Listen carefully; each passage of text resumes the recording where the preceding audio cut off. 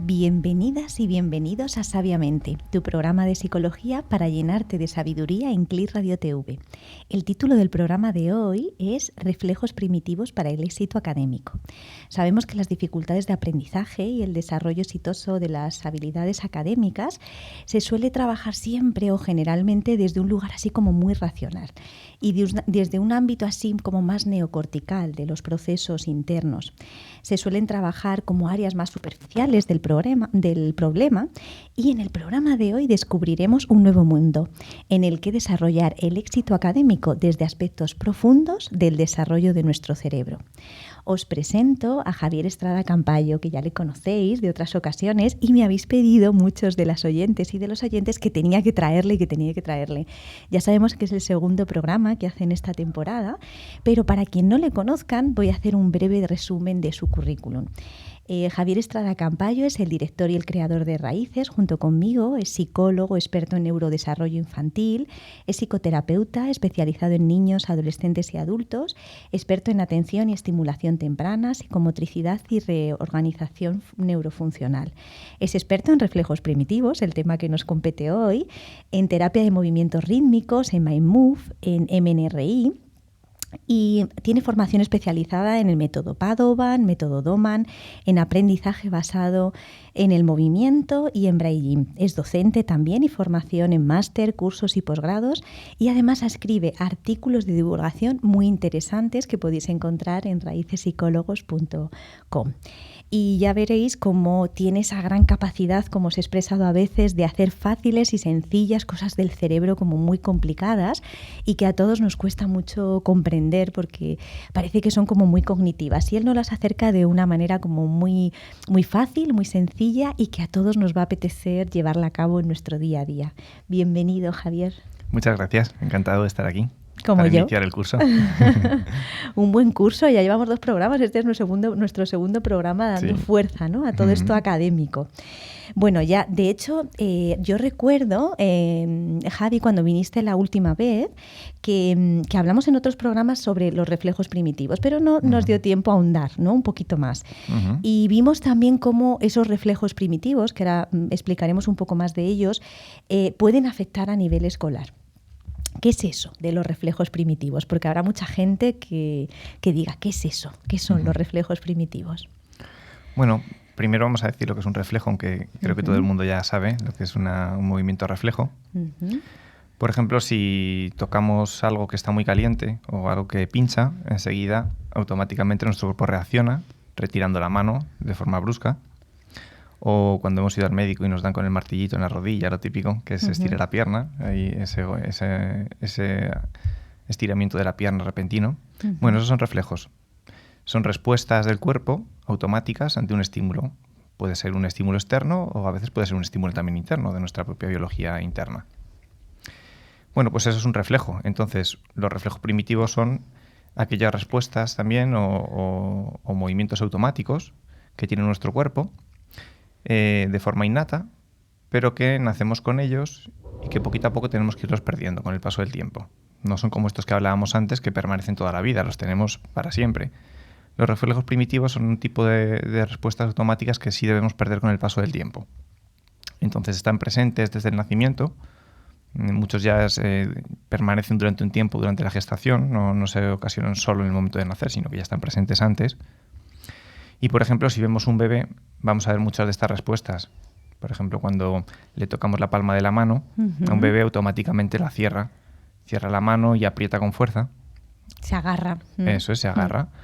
Y ese reflejo de agarre es un reflejo, por ejemplo, primitivo porque es una respuesta de agarre que no está mediada por el control voluntario del niño. Son para la supervivencia, ¿no? En realidad, sirven para sobrevivir. Eso es. Entonces tenemos ese reflejo, por ejemplo. El mismo está en los pies también, se les cierra de igual forma que las manos. O cuando le tocamos la boca, a un bebé automáticamente abre la boca y empieza a intentar succionar como si se quisiera alimentar. Bueno, y determinados reflejos, o si le inclinamos hacia atrás, por ejemplo, tenemos en brazos y le vamos a tumbar, en el momento en que lo inclinamos hacia atrás y su cabeza siente que hay una pérdida de balanceo hacia atrás, hay una apertura rápida de los brazos seguido de un cierre también, como un intento de agarrarse a la madre como si fuera a caerse. Entonces son respuestas del cuerpo innatas que tienen una función de supervivencia, como decías, y que sí deben desaparecer con el paso del tiempo. Más o menos se habla de que en torno a los 9-12 meses deberían estar ya integrados los reflejos. Es decir, que ya esta parte de reflejos primitivos no aparezca. No se den esas respuestas automáticas cuando tocamos la mano del bebé, cuando le inclinamos hacia atrás. Claro, porque si siempre estuviese pasando, también no sería tampoco adaptativo, ¿no? Claro. Sí, son respuestas que no nos valen como las otras para la vida. Interferirían con otros procesos de nuestra vida. Entonces, bueno, pues eso, en torno a los 12 meses deberían estar ya más o menos integrados si todo va bien. Hay veces que esto no es así y con 12 meses no están integrados los reflejos. Permanecen más allá del tiempo, incluso de adultos. Podemos encontrar reflejos sin integrar. Según la literatura un poco más tradicional, consideran como patológico, pero no solo patológico que pueda dar problemas, sino patológico como si hubiera un daño cerebral, el hecho de que los reflejos no estén integrados más allá de esa edad, de los 9-12 meses. Y no es patológico en ese sentido necesariamente, puede que en algún caso sí lo sea, pero lo más habitual es que no todo el mundo tenga los reflejos integrados, siempre tenemos alguna cosita por ahí, algún reflejo sin terminar de integrar. Y lo que sí da problemas es cuando hay alguno de estos reflejos sin integrar en un grado alto o varios de ellos que al final pues interactúan unos con otros. Yo te iba a preguntar qué importancia tienen y para qué sirven. Ya nos has dicho un poco que son para la supervivencia, pero no sé si hay algo más que puedas explicarnos ahí, ¿no? Sí, bueno, están diseñados para la supervivencia. Primero para poder nacer. Ah, bueno, eso es muy interesante. Cuéntanos un poco sobre Nacer eso. es como un examen de supervivencia. Sí. Entonces, es un momento muy complicado en el que el niño tiene que poner a prueba todo su organismo para poder nacer. Y como decíamos, no tiene todavía la capacidad de moverse voluntariamente para elegir qué quiere hacer. Su cuerpo lo tiene que hacer por él. Entonces, estos movimientos reflejos que se desarrollan desde los reflejos primitivos van a facilitar que el niño nazca. Va a haber, por ejemplo, una extensión del cuerpo. El niño está en el útero en flexión, está como hecho una pelotita, comprimido. Para nacer tiene que extender la cabeza hacia atrás, tiene que haber un reflejo de extensión del tronco para salir por el canal del parto. Tiene que haber un movimiento de gusaneo a través de ese canal del parto que se va a desencadenar desde la zona dorsal y la zona lumbar, por ejemplo. Entonces, esos movimientos solo son posibles si estos reflejos primitivos están suficientemente activos para permitir activar estos movimientos. Y si eso no fuera así, el niño no podría nacer o sería un parto difícil. Entonces, simplemente ya para el hecho de nacer necesitamos que esos reflejos estén ahí. Entonces sirven también como es adaptativo para nuestra vida, nos sirven para nacer, nos sirven para sobrevivir, ¿no? Nos sirven para sobrevivir una vez hemos nacido, porque también el medio en el que llegamos es un medio nuevo, en el que tenemos que luchar contra la gravedad de una forma diferente a como lo hemos estado haciendo anteriormente, antes de nacer. Tenemos que alimentarnos por una vía que ya no es tan pasiva como la que era durante el embarazo. Entonces, para poder sobrevivir, el niño necesita esos reflejos que le permitan alimentarse, que le permitan, como decíamos, agarrarse si se va a caer. Entonces, por ejemplo, pues esa reacción que decíamos al tocar la boca, el niño inicia la succión, está prevista para que pueda localizar el pecho materno y pueda empezar a succionar de una forma involuntaria, simplemente con el estímulo del pecho. De hecho, hay algo muy bonito y es que si a un bebé se le pone en la cadera, ¿no?, de la madre, nada más nacer, y se le pone piel con piel, él de manera natural, ¿no?, sube rectando, ¿no?, hacia el pecho materno, ¿no? Sí, de hecho, no solo es algo que puede pasar, sino es algo que se debería tratar de que sucediera. Porque los reflejos, como hemos dicho, nacen para algo, tienen una función. Claro. Si esa función no se cumple, el reflejo puede que se quede como un poco dormido y no acabe de desarrollarse del todo, o puede que no termine de integrarse después. Entonces, si al niño, por ejemplo, recién nacido, que ya tiene la capacidad de arrastrarse, también de forma refleja, para avanzar hacia donde está el alimento, en este caso si lo ponemos en la cadera de la madre, como hay una pequeña pendiente de caída, no le dificulta demasiado ese arrastre. Entonces puede poquito a poco ir haciendo ese arrastre hasta llegar a encontrar el pecho de la madre.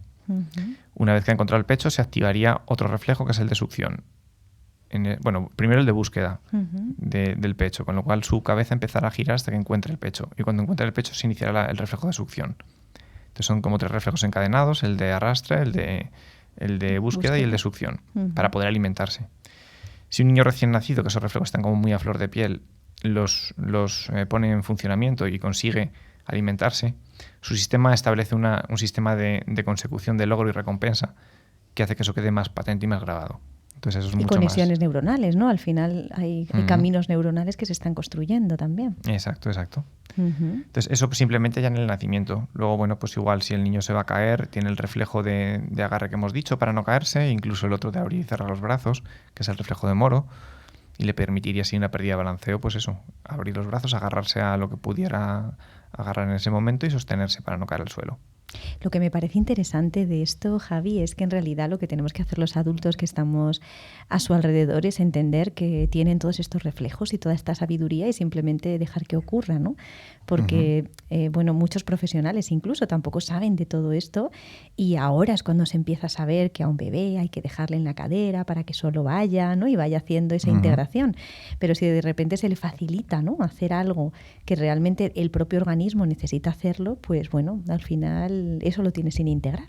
Claro, tanto si se le impide realizar lo que necesita realizar porque se pone alguna traba, como si se le facilita y entonces al facilitárselo, pues ya lo haces tú por él, su reflejo no necesita estar ahí, el reflejo está ahí para algo y cuando siente que no necesita estar desaparece, o sea, se inhibe. Y puede que se inhiba no porque ya haya cumplido su función, sino porque, como se lo hemos dado desde fuera, no ha necesitado hacerlo, entonces parece que ha cumplido su función. Eso en cuanto a supervivencia que comentábamos.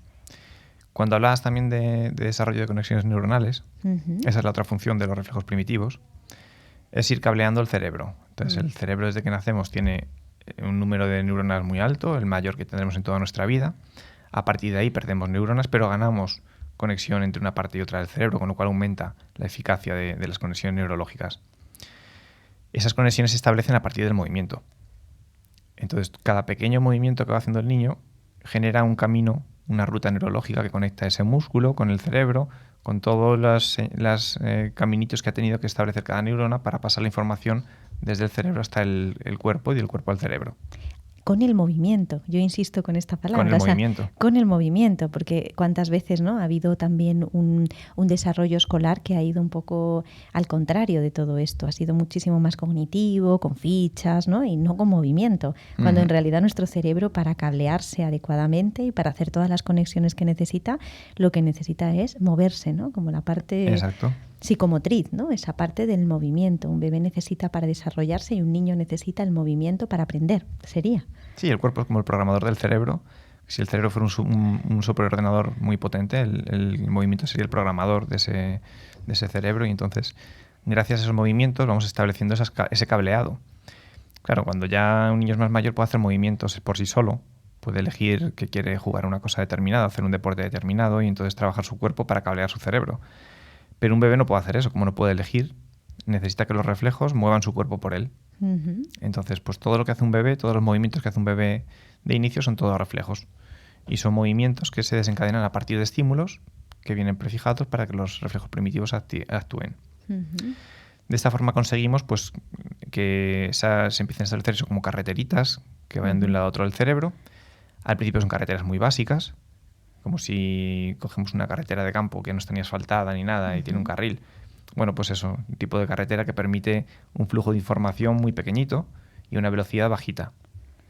Conforme vamos moviéndonos y vamos repitiendo una y otra vez el mismo movimiento, esa carretera se va fortaleciendo, se va haciendo más grande. Es como si ya ahora en lugar de tener un carril tuviera 2 carriles, 3, 4, 5. Y en lugar de ser una carretera en el campo sin asfaltar, se va asfaltando. Se va creando esa capacidad de que la información pase más rápido y permite un flujo mayor de información. Exacto, ¿no? Una autopista cerebral. Sí, una autopista cerebral. Vamos creando autopistas. Entonces, eso es lo que van permitiendo los reflejos. Después, estos reflejos iniciales, conforme van ya estableciendo esas carreteras más afianzadas, dan paso ya a lo que se llaman reflejos posturales, que son ya, bueno, combinaciones de patrones de movimientos que nos permiten, por ejemplo, sentarnos, o nos permiten ponernos en cuclillas o ponernos de pie. Es decir, que ya combinamos diferentes movimientos para llevar a cabo actividades voluntarias en un futuro. Esa es la función de los reflejos también. Cuando llega a este punto, los reflejos primitivos se inhiben, dejan de estar presentes, dejan de dar respuesta, porque ahora hay una carretera mejor que da esa respuesta. La podemos hacer de forma voluntaria, entonces el reflejo sabe que ya no tiene por qué estar ahí. O sea que en realidad el por qué, que era una de las preguntas que yo tenía aquí para hacerte, ¿por qué los reflejos están así, ¿no? Sin integrar en un momento determinado? Es que sirven para el aprendizaje y cuando aprendemos todos esos procesos se van yendo, ¿no? Es como si ya no se necesitan esos reflejos porque ya hay un proceso superior que está construido por encima. Exacto. Sí, cuando hablamos de integrar un reflejo, lo que hablamos en realidad, queremos decir, no es que el reflejo va a desaparecer, sino que el reflejo lo que hace es dejar de estar activo. Es como si bajara de la superficie, baja al fondo. Se queda latente por si acaso en un futuro lo necesitamos. Pero mientras tengamos la capacidad voluntaria de ejercitar lo que ese reflejo iba a provocar, el reflejo deja de estar activo. Si siente que no estamos del todo, la ruta no es del todo competente, no se ha madurado del todo, entonces lo que va a hacer es aparecer otra vez. Entonces la presencia de un reflejo primitivo nos va a hablar de una inmadurez neurológica en un cierto grado, porque la ruta no está tan madura ni tan voluntaria como debería estar para que el reflejo bajara al fondo. Eso es lo que llamaríamos un reflejo integrado. Y estos reflejos se integran a través de los movimientos, como decíamos. Eso es. Hay determinados movimientos que el niño, conforme lo va realizando, genera que esa ruta neurológica se haga más potente y se vaya integrando, vaya desapareciendo la acción del reflejo. Hay como diferentes momentos así importantes. Primero tendríamos la etapa prenatal, en la cual los reflejos aparecen, pero tienen que madurar también, como decíamos. Entonces es importante también dos cosas. Primero, que la madre tenga movimiento moderado, pero que no esté pasiva, no esté muy sedentaria, porque ese movimiento que la madre va a tener lo transmite también al feto, y el feto nota ese movimiento, y entonces los reflejos empiezan también a madurar y a desarrollarse, para permitir, como decíamos, un correcto nacimiento, si no puede haber problemas. Y en segundo lugar, hace falta también que el entorno de la madre no sea muy estresante, porque si la madre está en continuo estrés, eso lo transmite al feto, y hay un reflejo que es el de parálisis, que el feto se puede quedar congelado cuando siente que hay un peligro. Entonces, si viviera en un entorno de estrés, el feto puede quedarse bloqueado, paralizado, como una respuesta defensiva también, pero entonces al quedarse paralizado no se mueve y no activa sus reflejos. Entonces, esa etapa es importante en la gestación. Después de la gestación tendríamos ya el momento del nacimiento, que como decíamos es un momento de puesta en juego de la supervivencia del niño. Va a activar sus reflejos, como decíamos antes, para poder salir del canal del parto. Cuando eso no sucede, cuando hay un nacimiento complicado, que el niño viene de nalgas, que el niño le cuesta nacer por algún motivo, generalmente es porque hay reflejos que no han madurado lo suficiente para facilitarle esa salida. Claro, además, como sucede eso, lo que hacemos a veces es facilitarlo también desde fuera, evidentemente, y al facilitarlo ese reflejo queda como latente porque no ha cumplido su función. Por ejemplo, si hacemos una cesárea y el niño no tiene que activar esos movimientos de gusaneo para salir por el canal del parto, esos reflejos a nivel de la parte dorsal y lumbar de su cuerpo se van a quedar como retenidos porque no han cumplido su función de nacimiento. Es como si no se hubieran enterado que han nacido. Claro. Y entonces sigue pensando que tiene que estar ahí para dar esa respuesta de nacimiento. Por ejemplo, también si utilizamos forceps, cualquier medida que se utilice para facilitar el nacimiento y que el niño no se nace por sí solo, pues es un factor de riesgo que tenemos que tener en cuenta para hacer un extra de trabajo con ese niño, porque seguramente sus reflejos no han madurado en el momento del parto lo suficiente. Tendrían que madurar después, ¿no? Tendrían que hacer ejercicios o determinados movimientos. Entonces tenemos que saberlo, que si un niño nace por cesárea es probable que necesite algún tipo de refuerzo psicomotor para ayudarle a que su cuerpo se dé cuenta que ya no necesita ese movimiento para nacer, que ya ha nacido. Bueno, hemos hablado de la etapa prenatal, el nacimiento, y luego llegaría ya pues, el momento postnatal, en la que el niño ya empieza a moverse, como decíamos, al principio mediante movimientos de reflejos involuntarios, después va a ir estableciendo movimientos ya de patrón más voluntario, y va a ir atravesando también por lo que llamamos los hitos neuromotores del desarrollo, que son formas de desplazarse por el entorno, que también vienen establecidas de forma genética, vienen predispuestos para que su cuerpo pase por esas etapas. Sería el volteo en el suelo, cuando gira de un lado a otro para coger las cosas a su alrededor. Sería el reptado, cuando empieza a arrastrarse usando sus manos y impulsándose con sus pies. Cuando se pone a cuatro patas para gatear y desplazarse de esa forma. Bueno, todas esas etapas son ya patrones más avanzados, pero que vuelven a servir para integrar los reflejos y seguir cableando su cerebro. Entonces, si un niño no favorecemos que repte, que gatee, que esté, por ejemplo, descalzo para que sus pies puedan desarrollarse, si le calzamos muy pronto, le tenemos con calcetines muy gruesos siempre o con zapatos, y sus pies no pueden contactar con el suelo para establecer esos reflejos que le permitan madurar, vamos a encontrarnos que los pies, por ejemplo, no pierden los reflejos y no maduran suficiente, y no vamos a encontrar reacciones derivadas de todo eso. O no vamos a encontrar niños con dificultades a nivel visual o a nivel motor de cualquier tipo porque no hemos atravesado las etapas que permitían que el reflejo se integrara. Entonces, como decía antes, el movimiento es fundamental desde que el niño nace. No hay tanto que intervenir, sino, como decías, no entorpecer ni con un exceso de ropa o ropa incómoda para moverse, ni con limitando el movimiento de los niños con los parquecitos infantiles o teniéndole mucho tiempo en hamaquitas o en brazos y impedirle ese movimiento en el suelo, que es donde tiene que estar un niño para poder desarrollarse, contactar con el suelo de forma lo más directa posible, y a partir de ahí se irán desarrollando los reflejos que le permiten hacer movimientos para integrarse a sí mismos. Ahora nuestros oyentes y nuestras oyentes, cuando estén escuchándonos y vean a lo mejor algún padre que está ayudando a su hijo a andar de alguna manera, seguramente estará pensando, uy, yo creo que tiene que pasar, ¿no?, por alguna etapa anterior. Sí, adelantar etapas no es buen indicio, porque primero el niño descubre una etapa posterior seguramente más fácil que la anterior, porque si aprende a andar gasta menos energía que arrastrarse por el suelo. Claro, mucho por lo menos, tanto, claro, va a procurar no volver a hacer cosas que necesitaba hacer. Pero también se caerá más, ¿no? Es lo que ocurre en muchos momentos, se caerá más o tenga otro tipo de consecuencias también a nivel académico más adelante. Claro, hablábamos de que los reflejos desarrollan patrones posturales, motores, que además evolucionados.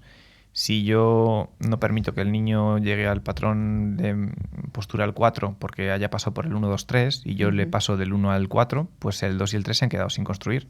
Y entonces, claro, llega al 4 con menos herramientas para estar en él.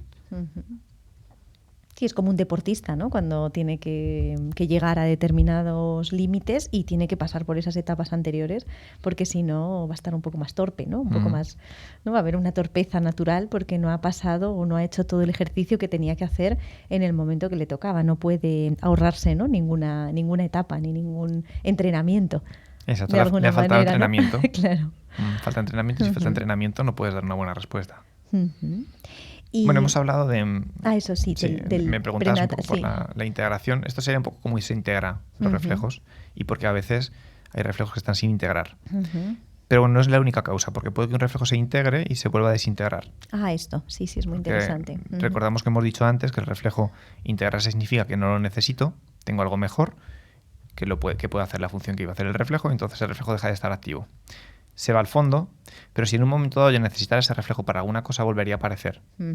Por ejemplo, si durante nuestra vida tenemos algún tipo de trauma o de shock físico o emocional que hace que ese reflejo necesite aparecer por alguna razón, o atravesamos, por ejemplo, por un proceso neurodegenerativo que nos hace perder funciones y se destruyen nuestras carreteras cerebrales ya consolidadas, por ejemplo, en casos de demencia, en la que la persona empieza a perder funciones y empieza a dejar de hacer cosas a nivel voluntario, pues en ese caso, por ejemplo, el reflejo de prensión volvería a aparecer porque le permitiría agarrar una cuchara para alimentarse, aunque no lo hiciera de forma voluntaria. Los reflejos que han desaparecido volverían a aparecer si la situación lo requiere. A veces llegan otra vez y ya aparecen un ratito y vuelven a integrarse cuando ya ha cumplido su nueva función, o a veces ya se quedan porque si es una enfermedad, por ejemplo, neurodegenerativa, va a hacer falta siempre que esté ahí otra vez el reflejo. Y van a hacer todo de manera refleja, ¿no? Y claro. Por eso a lo mejor hay veces que hay más torpeza, ¿no? Puede haber más torpeza en algunos movimientos porque solo tiene movimientos más reflejos, ¿no? Entonces puede que un reflejo vuelva a aparecer por este motivo, aunque ya fuera integrado correctamente en un momento inicial, y puede también que vuelva a aparecer porque a lo mejor el movimiento que hacíamos para que el reflejo se integrara lo hemos dejado de hacer durante mucho tiempo. Y al dejarlo de hacer durante mucho tiempo, pues nuestro cerebro, que de vez en cuando, como gasta mucha energía, tiene que hacer así como un repaso para ver qué le sobra, en qué puede ahorrar energía, ¿no? Hace como un sistema de ahorro. Sí. Si revisa nuestro cerebro y ve que hay rutas que no usamos nunca, pues esas las va a borrar, para no gastar energía en mantener una ruta que no usamos. Eso es lo que se llama poda sináptica, en la cual nuestro cerebro recorta energía quitando carreteras que no usamos. Entonces, Entonces, si un niño, por ejemplo, ha aprendido a reptar y ha desarrollado conexiones, pero deja de reptar y no vuelve a hacer ese movimiento jamás, el día que vuelva a reptar ya no sabe reptar porque ha perdido esa funcionalidad. Y entonces los reflejos asociados a lo que integraba ese reptado puede que aparezcan. Y puede que aparezcan también por estrés. Todo lo que son estresores del entorno o agresores del entorno, pues nos va a hacer que los reflejos otra vez vuelvan a aparecer porque perdemos funcionalidad de las rutas que hay.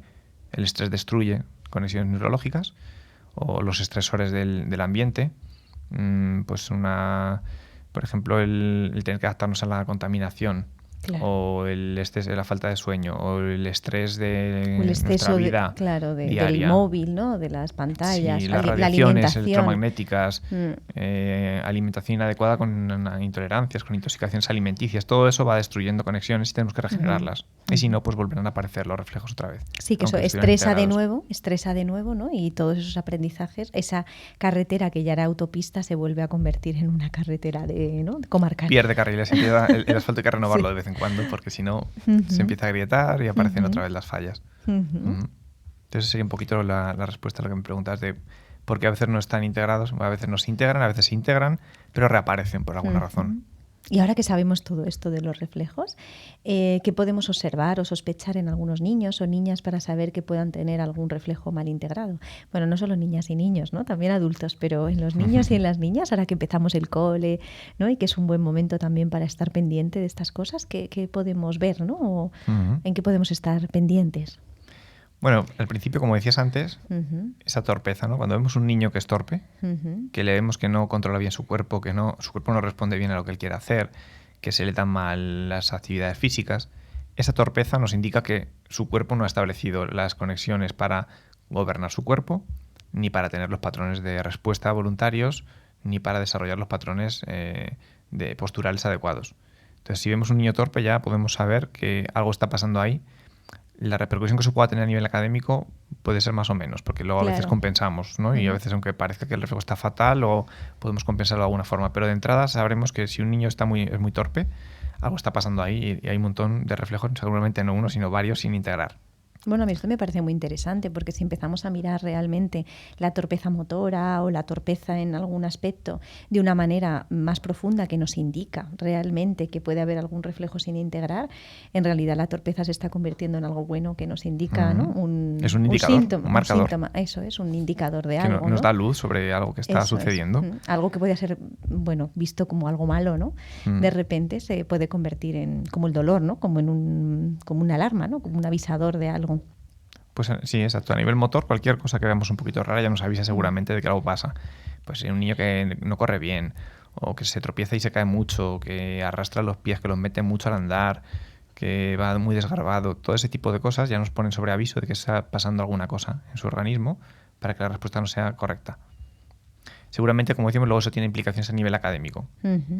O a veces no al principio, porque a lo mejor compensamos. Entonces, aunque yo tenga una dificultad, mi cuerpo puede compensarlo. Por ejemplo, hablábamos antes de que luchaban, ¿no? Si yo tengo el reflejo primitivo activo y quiero hacer algo a nivel voluntario, y yo lo que hago a nivel voluntario interfiere con lo que mi cuerpo hace a nivel reflejo, entonces me encuentro ahí como una lucha. Por ejemplo, decíamos antes la aprensión, ¿no? Pues si mi mano se cierra más de lo que yo quiero, como de forma automática, presionando lo que cojo, y agarro un lápiz, pues al no poder controlar la presión con la que yo agarro ese lápiz, a lo mejor ahora la aprieto más fuerte de lo que yo quisiera, con lo cual voy a entorpecer la grafomotricidad. Me va a costar más hacer una letra más bonita o más fluida, más limpia.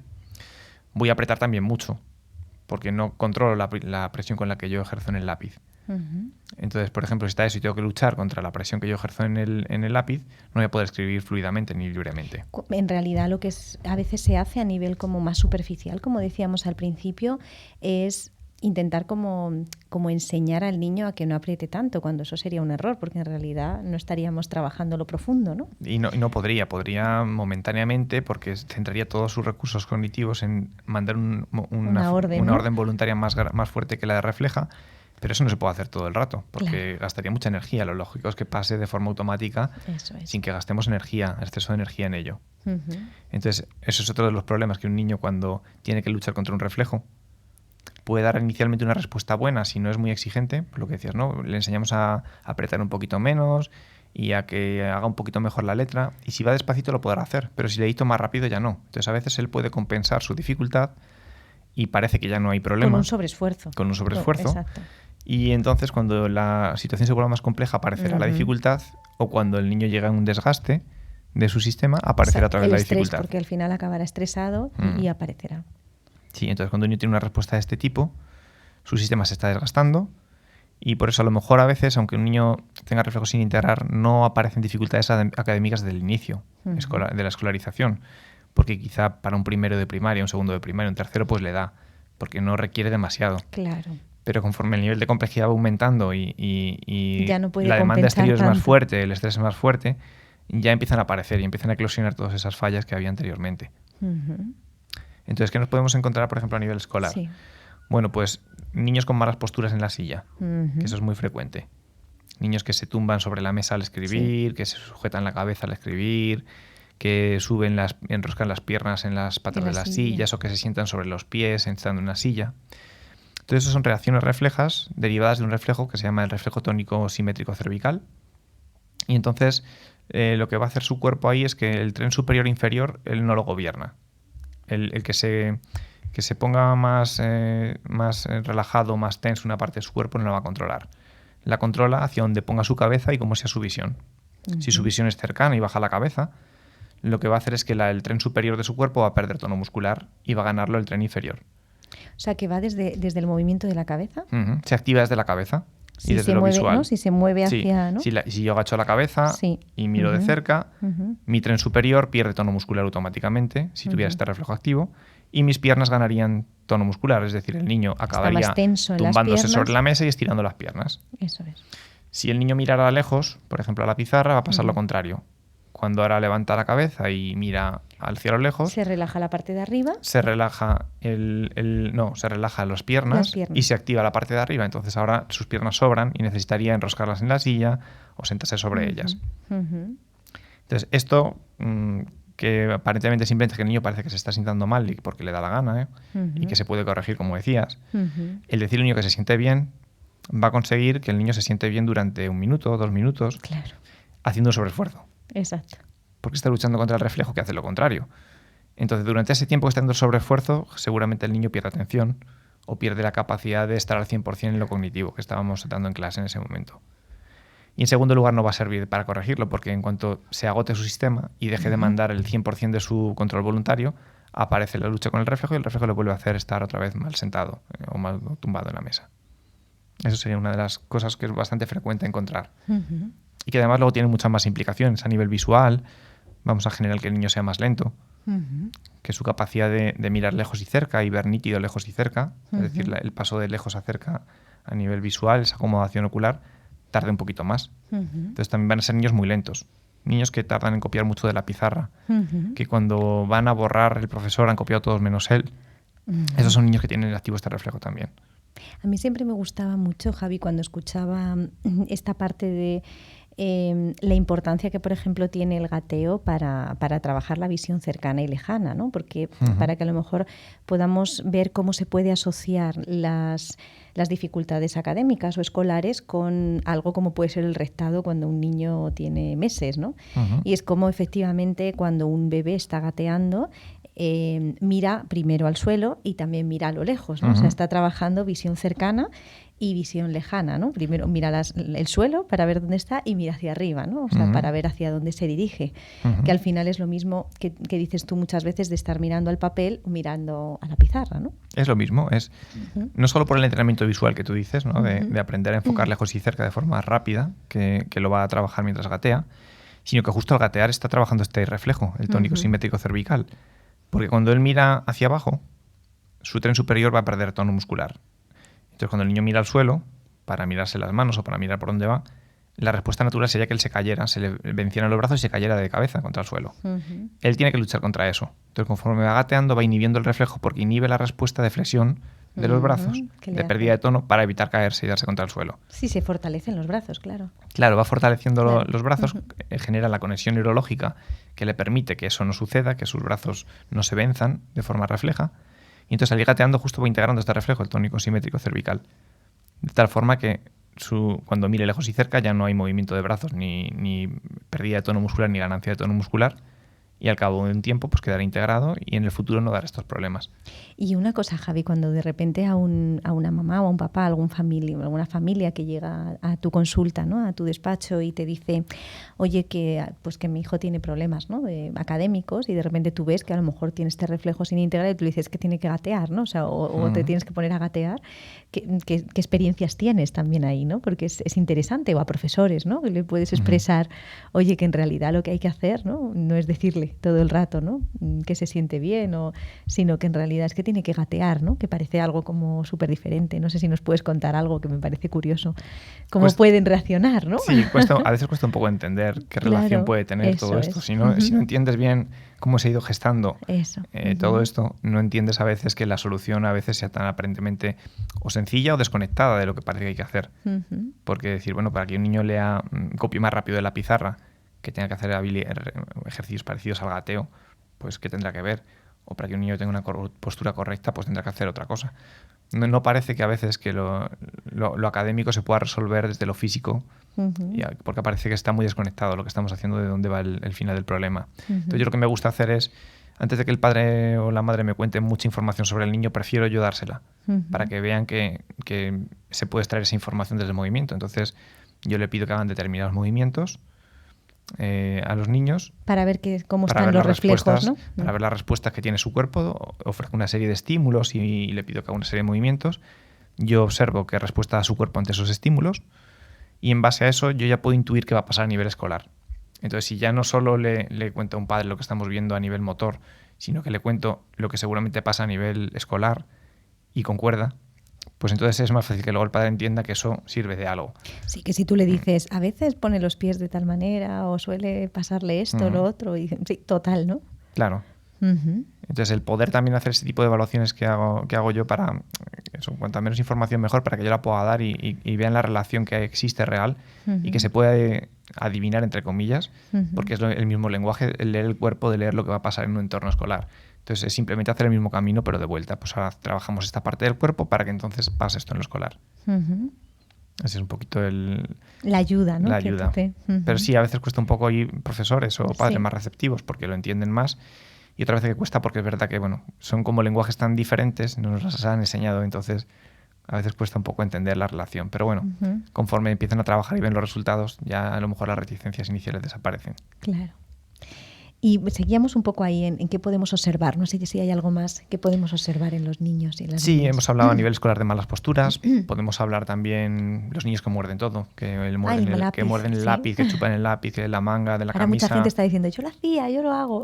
Que sacan la lengua cuando van a escribir o van a hacer alguna actividad psicomotora fina, de destrezas finas. Ahí está activado otro reflejo que es el de la mano y la boca, que es el que los niños se llama Babkin y es el que los bebés utilizan para poder succionar el pecho materno mejor, de tal forma que al succionar mueven la mano facilita la salida de leche y entonces la alimentación es mejor. Pues es otro reflejo que si no se pierde, esa conexión mano y boca no se pierde, y de interferencias de la mano con la boca. Podemos encontrarnos niños también que les cuesta estar sentado en la silla mucho tiempo, que rechazan estar sentados en las sillas, sobre todo cuando el respaldo contacta con su parte dorsal o lumbar, que rechacen llevar pantalones así más duros, apretados, tipo vaqueros o más apretados, o que rechacen llevar cinturón. Todo esto es por el reflejo de Gallant, que es el que hablábamos al principio, que facilita ese gusaneo del bebé para que salga por el canal del parto. Eso está muy activo, ¿no? Claro, y un exceso de sensibilidad en la zona lumbar y dorsal que desencadena golpecitos de su cadera y de su dorsal. Y le incomoda, claro. Claro, si el niño nota eso, porque se activa todo el rato con el contacto del respaldo de la silla en su lumbar o con el roce del pantalón, le molesta porque se activa todo el rato el reflejo. Y como le molesta, intenta evitarlo, levantándose de la silla o sentándose de tal forma que su respaldo no toque la zona lumbar. Entonces también eso nos puede dar pistas. Claro, porque muchas veces pensamos que el niño tiene un problema de hiperactividad cuando en realidad hay un reflejo que está muy activo. Sí, muchas veces estamos hablando de este nivel, de algo muy físico, que no tiene por qué interferir directamente con lo atencional, pero que repercute porque si el niño está incómodo en la silla o está gastando un exceso de recursos para estar en esa posición que le hemos dicho, pues entonces su atención va a bajar, va a quedar en picado.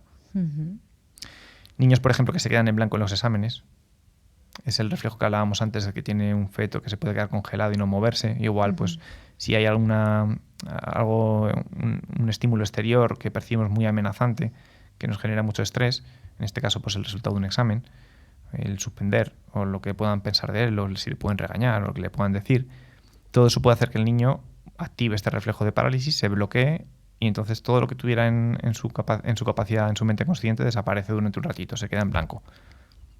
Eso pasa muchas veces, que los niños estudian mucho para un examen, se lo saben perfectamente, llegan al examen y se quedan en blanco y no pueden poner nada, igual suspenden. Sí. Bueno, pues se está activando seguramente este reflejo. O niños, por ejemplo, también que tienen dificultades con los ejes espaciales y que al escribir los números o letras las rotan entre sí, o al realizar una operación matemática la realizan mal porque pasan a la columna que no toca, lo que se tienen que llevar, o incluso cambian el signo y están sumando y pasan a restar, o restan y suman. Todo ese tipo de problemas a nivel matemático tienen también que ver con reflejos sin integrar que le hacen perder los ejes de referencia de su cuerpo. Entonces, si yo pierdo el eje de referencia derecha-izquierda, pues voy a tener problemas pues, de ese tipo, en el que voy a confundir la derecha con la izquierda en la rotación de las cosas. O en donde coloque la cosa la llevada, en qué columna la coloco. Claro. Si yo pierdo el eje de referencia de arriba abajo, pues entonces voy a tener otro tipo de problemas. Si pierdo el eje de referencia delante y detrás, tendré otro tipo de problemas. Por ejemplo, pues en lenguaje o en inglés, cuando me tengo que aprender los verbos, tiempos verbales, pues si yo no discrimino bien mi cuerpo delante y detrás, pues el entender verbos en futuro y verbos en pasado me puede costar. Claro. O el establecer una secuencia temporal después, de algo. Claro. Entonces tenemos prácticamente cualquier problema que hagamos a nivel escolar tiene una repercusión en cuanto a un reflejo primitivo no integrado. No vamos a asegurar que esa es la única causa por el que tenga ese problema escolar, pero sí va a ser una de ellas, que tenemos que medir y tener en cuenta. Y ya que nos has hablado tanto, ahora quiero que este último tiempo, que no nos queda muchísimo, podamos dedicarlo a qué podemos hacer para ayudarles. Porque, bueno, tenemos como 6 minutos y queremos dedicar todos esos 6 minutos a que nos cuentes qué podemos hacer, qué podemos hacer para ayudar a estos niños a integrar esos reflejos.